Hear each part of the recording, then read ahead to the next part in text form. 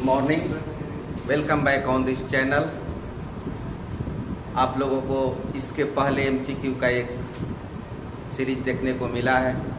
आज भी उसी कड़ी को आगे बढ़ाते हुए हम कुछ अन्य प्रश्नों को हल करेंगे और वैसे तरीके सीखेंगे जो आपके प्रश्न को चंद सेकेंडों में हल कर सकते हैं।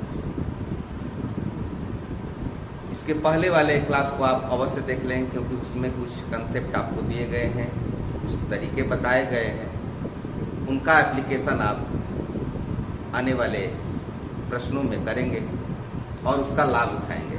यहाँ एक प्रश्न आप देखें, 5 अंकों की सबसे छोटी संख्या क्या है जो 12, 18 और 21 से पूर्णतः विभाजित होती है? इसका सॉल्यूशन तो इस प्रकार से होता है, 12, 18 और 21 का एलसीएम लेते हैं। एलसीएम जब इसका फाइंड करते हैं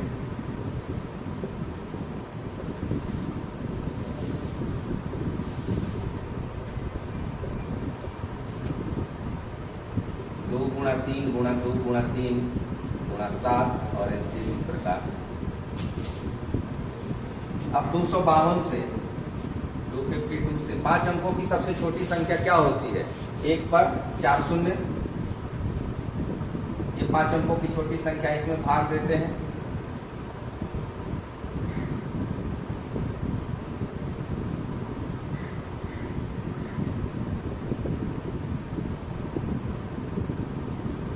नौ दूना 18, 9 बचे 45, 46, 9 दूनी 18, 4 22 और इस तरह से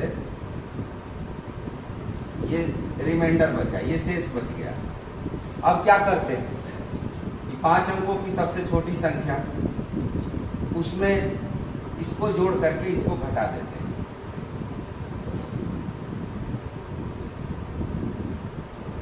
इसका जो अंतर होगा, यदि इसमें से 10,000 में से 172 घटा दें तो वो संख्या 252 से कट जाएगी और वो संख्या क्या होगी?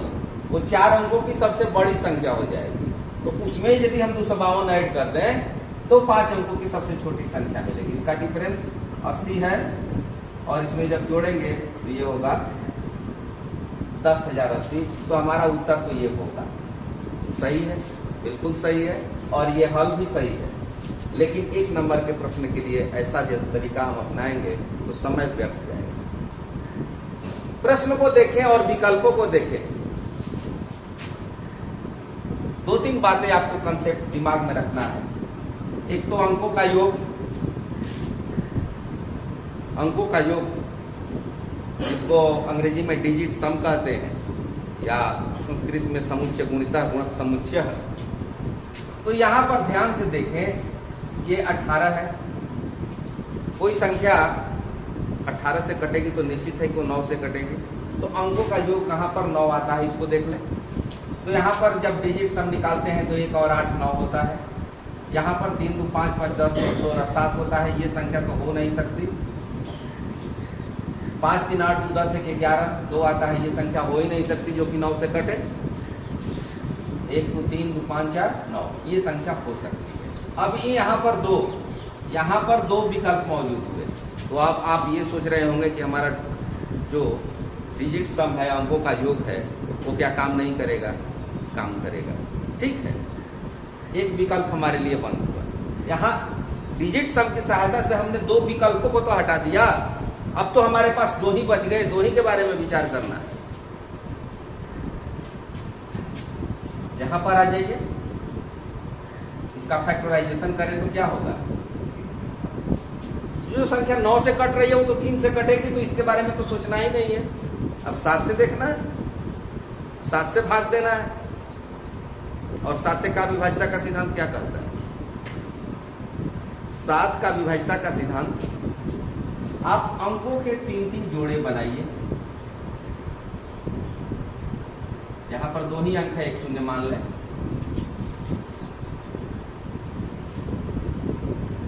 7 का विभाज्यता समझ लीजिए, यहीं पर इसी प्रश्न में 3-3 जोड़े बनाइए। अंकों के 3-3 6 अंकों तक ये काम करेगा आपका। उसके बाद 7 के विभाज्यता का सिद्धांत और व्यापक भी है, जो वैदिक मैथमेटिक्स में विस्तार से दिया हुआ है। अब इन जोड़े में जो संख्या बड़ी हो उसको ऊपर और जो छोटी हो नीचे लिख करके उसका डिफरेंस अंतर निकालते हैं। तो यहाँ पर क्या संख्या दिखाई दे रही है? 080, 010, इसका अंतर क्या होगा? और यहां पर देखें तो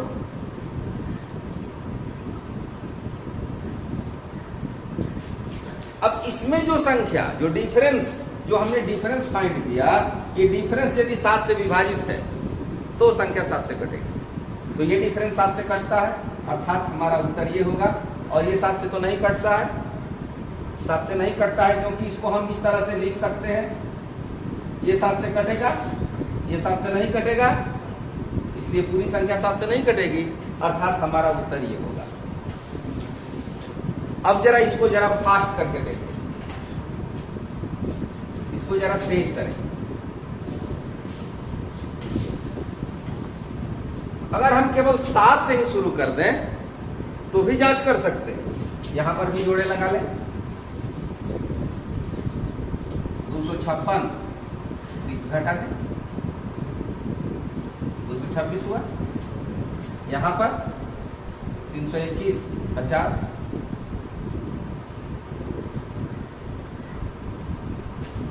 7 से कटने वाली संख्या हम यहां पर देखेंगे। तो यहां पर देखें तो क्या 210 7 से कटेगा, और 210 में कितना जोड़ेंगे कि 26 होगा? 16, तो 16 तो नहीं कटेगा। यदि संख्या 7 से कट रही है तो उसको 2 खंडों में तोड़ दें, उसको 2 भागों में तोड़ दें और दोनों भाग 7 से कटने चाहिए, तब वो संख्या 7 से कटेगी। उसी तरह से यहां देखें, इसके नजदीक वाली संख्या सीधे 280 को हम देखें, 280 तो 7 से कटेगा, 280 से कितना कम है? 9 कम है, नहीं कटेगा, अर्थात ये संख्या 7 से नहीं कटेगी। और उसी तरह इन दोनों की जांच आपने देख ली है। तो इस तरह से बनाने से आप बच जाएंगे। ये प्रश्न है 2020 एनुअल में आया हुआ है, या 2021 में, किसमें? 2021 एनुअल में आया हुआ प्रश्न है ये। 4, 5, 9, 11 और x का माध्य 7 है, तो x का मान क्या होगा? इसका सॉल्यूशन तो इस तरह से निकलता है, 4 + 5 + 9 + 11 + x, 5 संख्याएं हैं, 5 से भाग देंगे और ये हो गया औसत। इन सबको जोड़ देंगे, 4, 5, 9, 9, 18 और 11, 29 + x, इसका मल्टीप्लिकेशन करेंगे 35, x 35 - 29, hence x = 6। चूंकि यहां पर छोटे छोटे अंक थे, इसलिए उनका सम, उनका मल्टीप्लिकेशन, उनका डिफरेंस इजी है, आसान है। लेकिन बड़े अंकों को तब तो गुणा भी कठिन और उनका जोड़ भी कठिन होगा। बिना इसको यदि छोड़ दें तो हम कैसे हल करेंगे? इसी तरीके को यहाँ अप्लाई करते हैं। इन सबको मन में जोड़ दें, 11, 9, 20 और ये हुआ 9, 29, 29 और माध्य 7 है, तो ये चूंकि टोटल नंबर 5 है तो 7 में 5 से गुणा करेंगे तो ये हो जाएगा 35। इसका डिफरेंस कितना है? वही x होगा। 35 और 29 का डिफरेंस 6 है, तो वही होगा। ठीक है। यदि अंक बड़े होंगे तब हम क्या करेंगे? यदि अंक बड़े होंगे तो हम क्या करेंगे? यहां पर देखते हैं 4, 5, 9, 11 x, ये हमें निकालना है। माध्य कितना है? 7, एवरेज इसका 7। तो 7 से हम इसका डिफरेंस देख ले कितना, इन सभी अंकों का डिफरेंस कितना है 7 से? 7 से ये 3 कम है, 7 से ये 3 कम है, 7 से ये 2 कम है, 7 से ये 2 अधिक है और 7 से ये 4। उल्टे तरह से भी देख सकते हैं, इसमें 3 जोड़ा जाए 7 होगा, इसमें 2 जोड़ा जाए तो 7 होगा, और ये हो जाएगा 2 घटाया जाए और इसमें 4 घटाया जाए। ये अप्लाई यहां पर मत कीजिएगा, ये बड़े अंकों के लिए जहां पर जोड़ अधिक हो, बड़े बड़े अंक हो, मल्टीप्लिकेशन थोड़ा कठिन हो, वहां पर वैसे प्रश्न भी आपको मिलेंगे। अब इनका सम क्या होगा, ये तो कट जाएगा -1। अब ये -1 यहां पर से घटा देंगे उस तरह से। यदि अंक बड़े बड़े होंगे तब इसका लाभ आप आसानी से उठा सकते हैं। वैसे यहां पर सामान्य तरीका ही आसान। यह प्रश्न 2021 एनुअल में आया हुआ है। 2 संख्याओं का गुणनफल 2166 और उनका HCF 19 फाइंड द LCM। बहुत ही आसान है। प्रोडक्ट में अगर हम HCF का भाग दे दें तो उत्तर मिल जाता है। 19 का भाग दे दें सीधे,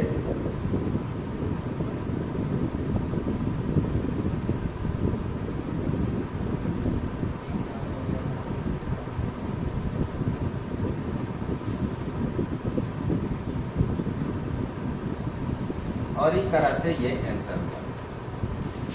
बिल्कुल सही है। और ऐसे प्रश्न आपको बार बार पूछे जाएंगे। लेकिन क्या इसके अतिरिक्त भी कोई अन्य तरीका है, कोई मेथड है जिसकी सहायता से हम बिना भाग दिए ही इस उत्तर की गणना कर ले, कैलकुलेशन कर ले? जी हाँ, बिल्कुल है। आप सोचें, एक नहीं कई तरीके हैं। सबसे पहले तो हम अंकों का योग देखें। अंकों का योग देखें तो अंकों का योग यहां पर कितना है? 6, 6, 12 और 3, 15। 2, 1, 3, 6, 9, 6, 15। अंकों का योग 15 है, अर्थात ये संख्या 3 से कटने वाली है, 3 से विभाजित संख्या है। और वैसी संख्या जो 3 से कट जाए वो इसमें कौन है? ये भी है, ये भी है। तब तो हमारा ये सिद्धांत यहां पर लागू नहीं होता। कोई बात नहीं, एक नहीं लागू होता है दूसरे पर चलेंगे। वैदिक गणित में एक सूत्र है, अंतयोरेव।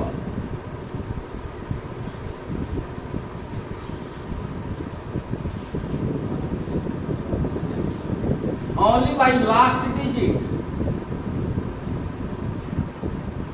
और बड़ा काम का ये उपसूत्र है, ओनली बाई लास्ट डिजिट। संख्या 19 से डिविजिबल है, 19 से कटने वाली संख्या है। तो 9 से किस संख्या में हम गुणा करेंगे कि 6 आ जाए? क्या 9 से 8 में करेंगे? 9 8 72, 2 आएगा? नहीं होगा। 9 7 63, 3 होगा? नहीं होगा। 9 14 36, 6 आएगा? ये होगा। ओनली बाई लास्ट डिजिट, केवल अंतिम अंक को देख करके। ये जो होता है ये कभी कभी कंफ्यूज करता है, इसलिए पूरी जांच करनी पड़ती है। तो लास्ट डिजिट की सहायता से भी देख सकते हैं। साथ ही साथ एक और तरीका यहां पर आप अपना सकते हैं। जब हम अंकों का योग निकालें तो 15 आया। 15 आया तो संख्या 3 से विभाजित है, और 3 से विभाजित होने वाली संख्या यहां पर ये 57 भी है। अब ये 2 संख्याएं हो गई। लेकिन यहां पर क्या है? यहां पर ये इवन है कि ऑड है? सम है कि विषम है? सम संख्या है। तो ये संख्या जब विषम है तो दूसरी संख्या सम होनी चाहिए, अर्थात ये नहीं होगा। ये भी तरीका, ये भी विकल्प हमारे पास है। तो एक नहीं अनेक रास्ते हैं जो कि इसकी अपेक्षा आसान है। यह प्रश्न किसी बेलन का व्यास 28 सेंटीमीटर और ऊंचाई 20 सेंटीमीटर है। इसका संपूर्ण पृष्ठ टोटल सरफेस एरिया फाइंड करना है। ये प्रश्न भी आपका 2021 एनुअल का है। और इसके लिए इस सूत्र का प्रयोग करते हैं, बेलन का total surface area 2 pi r into h plus r. R का मान वहां से निकालेंगे, व्यास दिया हुआ है आधा कर देंगे और ऊंचाई दिया हुआ है, और ये दोनों वैल्यू रख करके हम हल करेंगे। क्या होगा total surface area 2 into pi का मान रख देते हैं यहाँ पर 22/7, आर का मान हो गया 14, एच का मान 20 और फिर आर का मान 7 × 24, 22 × 4 = 88 और ये 34। गुणा करेंगे, गुणा करने के बाद हमारा उत्तर आएगा 299 cm²। इस तरह से ये उत्तर आपका आंसर होगा, विकल्प इसका बी होगा। लेकिन इतना जब हम करेंगे समय ज्यादा लगेगा, समय ज्यादा लगेगा। एक बात, एक कंसेप्ट उसको आप दिमाग में रख ले, यदि वो कंसेप्ट काम नहीं करता है तब आप इतना बनाएंगे। और ये जो कंसेप्ट अभी बता रहा हूं, जो तरीका, उसको पहले अप्लाई कर लें। कहां पर?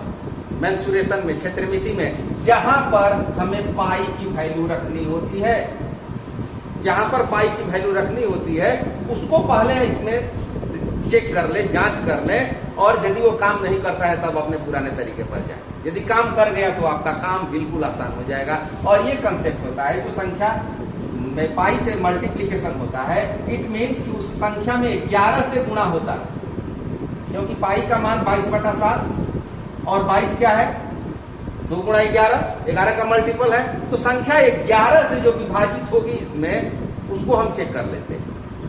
11 से विभाजिता क्या है? एक एक अंकों को छोड़ करके जोड़ देते हैं। यहां पर जोड़े 2 और 9 11, 9 3 12, इनका डिफरेंस 2 और 9 11, 9 3 12, डिफरेंस क्या हुआ 1 हुआ।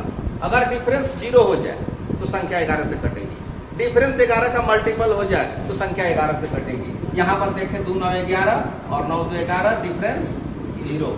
यहाँ पर 9 2 11 और 2 2 4, 7 हुआ, 2 2 4, 2 9 11, यहाँ पर भी 7। अर्थात ये नहीं होगा, ये नहीं होगा, ये नहीं होगा, एक ही बचता है जो संख्या 11 से कटने वाली है। किसी कैलकुलेशन की जरूरत नहीं है, वो तब पड़ेगी जब इसमें 2 विकल्प मिलेंगे, तब भी कुछ अप्लाई करेंगे। ये प्रश्न भी बोर्ड मॉडल 2021 एनुअल का, ये 2 घनों के आयतनों का अनुपात, रेशियो ऑफ 2 क्यूब्स दिया हुआ है 1:27। ये वॉल्यूम का अनुपात दिया हुआ है और हमें निकालना है पृष्ठ क्षेत्रफल सरफेस एरिया का, ये निकालना है। तो वॉल्यूम से हम पहले आएंगे साइड पर। वॉल्यूम का यूनिट क्या होता है? क्यूब में आता है, जैसे मीटर क्यूब। तो साइड का यूनिट क्या हो जाएगा? मीटर होगा। तो यहां पर क्यूब रूट घनमूल निकाल रहे हैं, इसका घनमूल होगा एम, क्यू का घनमूल एम होगा। और सरफेस एरिया का यूनिट क्या होता है? स्क्वायर होता है। तो इसका हम पहले निकाल लें, ये लिख देते हैं घन के लिए, इसका घनमूल अर्थात क्यूब रूट 1:3 होगा। और तब स्क्वायर करना है, क्योंकि इससे आया ये और इससे ये, तो स्क्वायर करेंगे।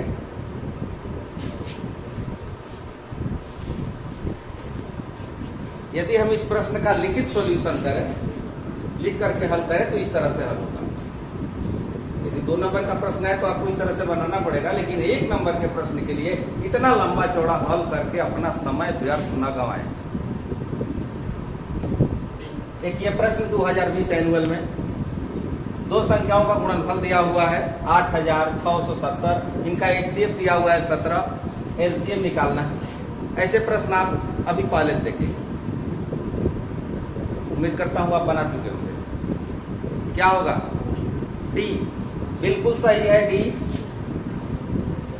अंत्योरेवा, अभी हमने अंत्योरेवा की चर्चा की। लास्ट डिजिट, यहां पर लास्ट डिजिट क्या है?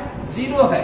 17 से वही संख्या कटे, भाग देने पर लास्ट में 0 आना चाहिए। ऐसी कोई संख्या नहीं है कि 7 में हम गुणा करें तो लास्ट में 0 हो, केवल 10 से गुणा करने पर ही होगा।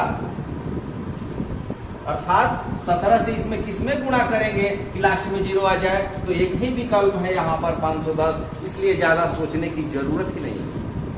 न तो भाग देने की जरूरत है और न यहाँ डिजिट सम निकालने की जरूरत है। डिजिट सम से भी हम चेक कर सकते हैं। इसका डिजिट सम क्या होगा? 8 और 14, 14 7 21, 21 का हो गया 3, 2 और 1 3, अर्थात ये संख्या 3 से कटने वाली है। तो 3 से कटने वाली ये भी संख्या है, ये नहीं होगा, ये नहीं होगा, ये 2 बच गए, तब फिर हमको लास्ट डिजिट पर जाना पड़ेगा। इसलिए पहले ही हमने लास्ट डिजिट का उपयोग कर लिया। और नहीं, जब इतना नहीं जानते हैं तो आप सीधी अपनी परंपरागत तरीके को अपनाएंगे और भाग देंगे। फर्स्ट बाई फर्स्ट परिणाम करता है, आद्यम आद्य न अंत्यम अंत्य न। 17 से जब हम इसमें भाग देंगे तो फर्स्ट डिजिट क्या होगा? 5 होगा, और 5 यहां पर है। इस तरीके से भी हम उत्तर को कैच कर सकते हैं। हाइट एंड डिस्टेंस का यह प्रश्न है, यह भी किसी परीक्षा में आया हुआ प्रश्न है, बोर्ड एग्जामिनेशन में। प्रश्न है, भूमि से 100 मीटर की ऊंचाई तथा 60 डिग्री के उन्नयन कोण पर उड़ती हुई पतंग के डोरी की लंबाई क्या होगी, ये निकालना है। इसके लिए क्या करते हैं? एक राइट एंगल बनाते हैं। ये हो गया पतंग, यहाँ पर भूमि ये यहाँ से उड़ रही है, 100 मीटर की ऊंचाई पर उड़ रही है, और ये पूछ रहा है डोरी की लंबाई, ये पूछ रहा है ये x, यहाँ पर थीटा 60 डिग्री। आसान सा प्रश्न है। साइन 60 डिग्री, साइन 60 डिग्री बराबर लंब बटा में कर्व, √3/2 100/x, तिरछा गुणा करेंगे तो x का मान हो जाएगा 2 में 100 से गुणा करेंगे 200, और ये √3 आएगा, ये 200/√3 होगा। ठीक है। परिमेयकरण की जरूरत नहीं है, क्योंकि विकल्प में परिमेयकरण के रूप में नहीं, इसी तरह से आंसर दिया हुआ है। लेकिन क्या बिना इस सॉल्यूशन के हम सॉल्व कर सकते हैं? नहीं कर सकते हैं। ट्रिपल का उपयोग करेंगे। 60 डिग्री का ट्रिपल क्या होता है? 1√3 2। 60 डिग्री का ट्रिपल 1√3 2। यहाँ पर ये है B, ये है P और ये है H। B से कोई मतलब नहीं है, इसलिए इसको हम नजरअंदाज कर देते। अगर B का मान निकालना हो तो देखेंगे। यहाँ पर 60 डिग्री का ट्रिपल 100 और x हुआ, बस क्रॉस मल्टीप्लीकेशन जो वहां किए हैं यहां कर सकते हैं, और वो काम मन में कर सकते हैं। 200 गुणा इसका गुणा 200, 100 गुणा 2 200, और ये आएगा बटा में। और मान लीजिए कि ये भी पूछता, तब क्या करते? तब तो आप फिर यहाँ पर cos थीटा का प्रयोग करते या tan थीटा का प्रयोग करते, लेकिन नहीं, ये पूछता तो हम यहीं से निकाल लेते। इसका ये आधा होगा, अगर ये 200/√3 है तो ये 100/√3 होगा। यहां पर निकालना होता तो हम cos थीटा का प्रयोग नहीं करते या tan थीटा cos थीटा का प्रयोग नहीं करते, सीधे इसका आधा कर देते। इसका मान 200 आया है तो इसका मान 100 आएगा, √3 दोनों में रहेगा। ठीक है। इस तरह के प्रश्नों का आप अभ्यास कीजिए और परीक्षा में अपना समय व्यर्थ होने से बचाइए, क्योंकि समय अति मूल्यवान है। Thank you.